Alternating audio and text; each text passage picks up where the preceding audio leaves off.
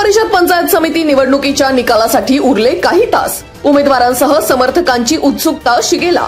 खेड तालुक्यातील तिन्हेवाडी येथील हुतात्मा शिवराम हरी राजगुरू तालुका क्रीडा संकुल येथे सोमवारी सकाळी 10 वाजता 8 गट आणि 16 गणांसाठी मतमोजणी होणार. मतमोजणीसाठी ईव्हीएम मशीनसाठी 16 आणि टपाली मोजणीसाठी 2 असे एकूण 18 टेबलवर होणार मतमोजणी. सर्व गट आणि गणांसाठी एकाच वेळी होणार मतमोजणी. निवडणूक निर्णय अधिकारी अनिल दौंडे आणि सहाय्यक निवडणूक निर्णय अधिकारी प्रशांत बेडसे यांची माहिती.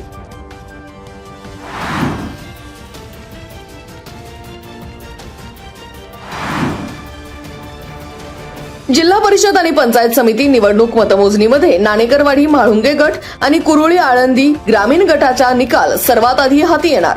त्यानंतर मेदनकरवाडी काळूस गट, पिंपळगावतर्फे खेड मरकळ गट, कडूस चास गट, पाईट आंबेठाण गट, रेटवडी वाफगाव गट आणि सर्वात शेवटी वाडा वाशेरे गटाचा निकाल हाती येणार. पंचायत समिती गणांचा विचार केला तर सर्वात आधी मेदनकरवाडी आणि कुरुळी गणांचा निकाल लागण्याची शक्यता.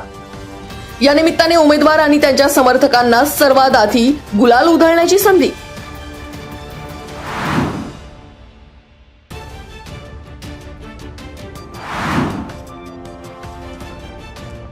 राज्य निवडणूक आयोगाच्या आदेशानुसार पुणे जिल्ह्यात जिल्हा परिषद आणि पंचायत समिती निवडणुकीकरिता सोमवारी 9 फेब्रुवारी रोजी सकाळी 10 वाजता मतमोजणी सुरू होणार. या मतमोजणीच्या कामकाजाकरिता पुरेशा अधिकारी कर्मचाऱ्यांची नेमणूक. निकालाच्या दिवशी कायदा सुव्यवस्था बिघडू नये याकरिता पर्याप्त आणि पुरेसा पोलीस बंदोबस्त तैनात. जिल्हा प्रशासनाकडून प्रतिबंधात्मक आदेश निर्गमित. जिल्हाधिकारी तथा जिल्हा निवडणूक अधिकारी जितेंद्र डुडी यांनी दिली माहिती.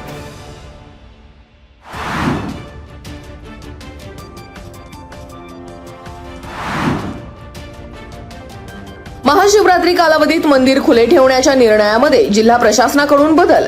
12 ते 18 फेब्रुवारी दरम्यान महाशिवरात्री कालावधीतही श्री क्षेत्र भीमाशंकर ज्योतिर्लिंग मंदिर भाविकांच्या नित्यदर्शनासाठी बंद राहणार.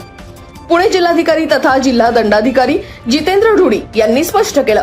सभामंडप उभारणीचे काम आणि परिसर विकास कामे वेगात सुरू. नाशिक येथे सन 2027 मध्ये होणाऱ्या सिंहस्थ कुंभमेळ्याच्या पार्श्वभूमीवर प्रयागराज येथे आयोजित महाकुंभ 2025 मधील अनुभवाच्या आधारे नाशिक कुंभमेळा कालावधीत नाशिक त्र्यंबकेश्वर येथे येणाऱ्या लाखो भाविकांपैकी मोठ्या संख्येने भाविक श्री क्षेत्र भीमाशंकर येथे भेट देण्याची शक्यता. भाविकांनी तसेच स्थानिक नागरिकांनी प्रशासनाच्या या निर्णयाचे गांभीर्य लक्षात घेऊन मंदिर संस्थान, जिल्हा प्रशासन, पोलीस प्रशासन आणि स्थानिक प्रशासन यांना सहकार्य करावे. जिल्हाधिकारी तथा जिल्हा दंडाधिकारी जितेंद्र डुडी यांनी केले आवाहन.